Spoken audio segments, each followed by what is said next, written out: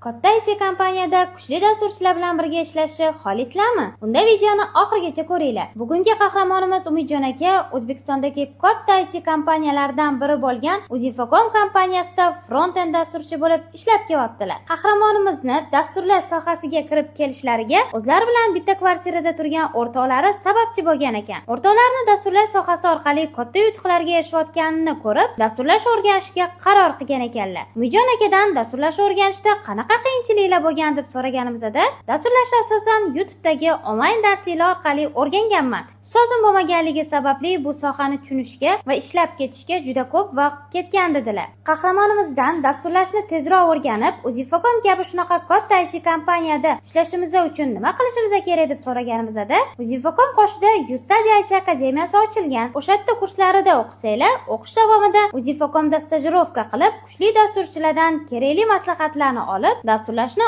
oz fursatda tez o'rganib olsanglar bo'ladi. Agar stajirovka vaqtida o'zingizlarni yaxshi ko'rsatsanglar, Uzifocomga ishga ham olib qolishadi dedilar. Agar sizlar ham UStudy dasturlash kurslarida o'qib, Uzifocom kabi katta IT kompaniyada ishga kirmoqchi bo'lsanglar, unda kommentda plus qoldiringlar.